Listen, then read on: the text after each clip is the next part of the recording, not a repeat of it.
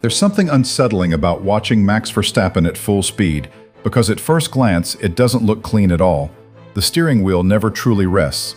The rear of the car seems constantly alive, almost nervous, and through fast corners, the car shifts, rotates, and twitches in ways that would normally signal a driver flirting with disaster, especially when compared to smoother onboard footage from other drivers where Verstappen's laps can look messy or even reckless, and yet the stopwatch refuses to agree.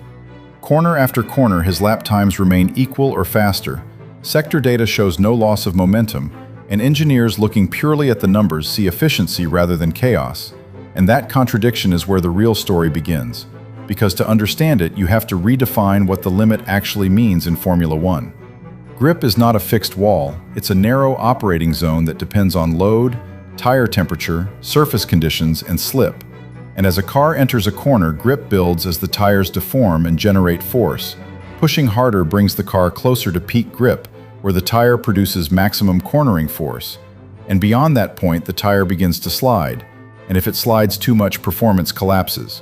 The fastest lap lives right at the edge of that peak grip, not below it and not beyond it. But the problem is that this window is brutally small, where being a few percent too cautious leaves speed behind, and being a few percent too aggressive makes the car unstable, which is why most drivers choose safety and operate slightly under the peak to ensure consistency as fuel burns off and track conditions change, something engineers often prefer because it reduces risk and keeps lap times predictable. Verstappen does something different. His data shows he lives closer to that peak than most, not crossing it but hovering right beside it, and that's why the car looks busy, because those tiny corrections aren't signs of panic.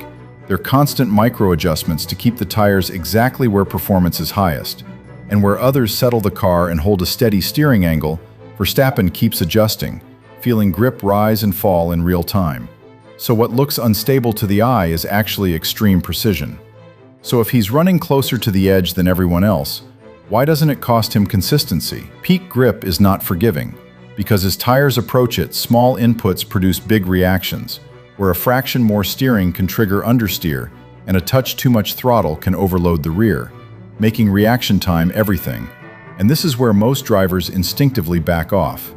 Telemetry from many drivers shows smooth steering traces through corners, where once they commit to a line, the wheel angle stabilizes, and that smoothness looks controlled, and it is.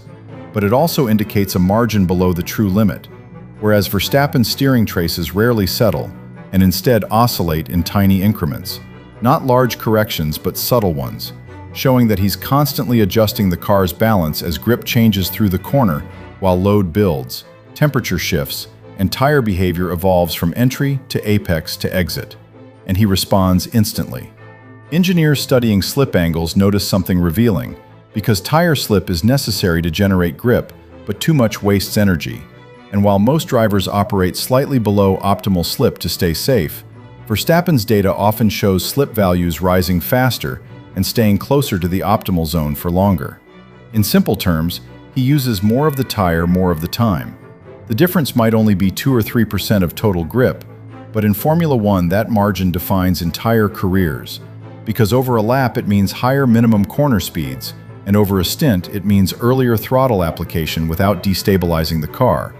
And crucially, he doesn't cross the line, since drivers who exceed peak grip slide visibly, lap times spike, and tire temperatures surge, while Verstappen avoids that by making corrections that prevent the slide before it fully develops, reacting to early signals like subtle changes in steering weight, chassis feedback, and rear slip long before the car ever looks out of shape.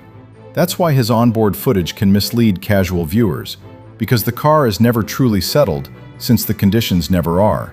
Grip is constantly moving, and Max Verstappen moves with it, adapting in real time rather than forcing the car into a fixed state. But if this technique is so effective, it raises the obvious question of why teams can't simply teach it or program it into the car. Modern Formula One is obsessed with data. Steering angle, slip ratio, load transfer, everything is measured. But data only shows outcomes, not perception, because you can see Max Verstappen's corrections, but you can't feel what triggered them. And that is the barrier no simulator or algorithm has fully crossed. Drivers rely on feedback through the steering column, seat vibrations, and chassis response. And at peak grip, those signals change rapidly, shrinking the margin between fast and gone until it becomes razor thin, where reacting too slowly allows the slide to grow, and reacting too aggressively sends the car past the limit in the opposite direction, which is why Verstappen's advantage is reaction speed paired with restraint. He doesn't wait for understeer or oversteer to become obvious. Instead, he responds to the earliest hints: a slight lightening of the steering, a micro delay in rotation, a subtle rear movement. And because his corrections arrive early, they remain small, which also explains why teammates often struggle to replicate his performance even in identical machinery, since they see the same data, but their timing is different, reacting later and requiring larger corrections that push the car away from peak grip instead of holding it there. Another benefit appears over long corners, because as tire temperature builds, grip slowly decays. Drivers operating below the limit add steering angle to compensate. Drivers above it lose stability. But Verstappen stays near the peak by continuously adjusting, preventing either extreme and unlocking better corner exits.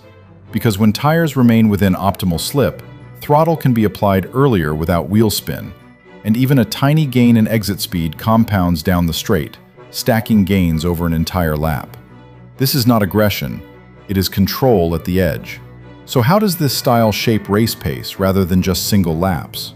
Qualifying rewards bravery while races punish inefficiency, because drivers who exceed grip early may look spectacular for a lap or two, but excessive sliding overheats tires. Heat reduces grip, reduced grip forces compensation, and the cycle spirals.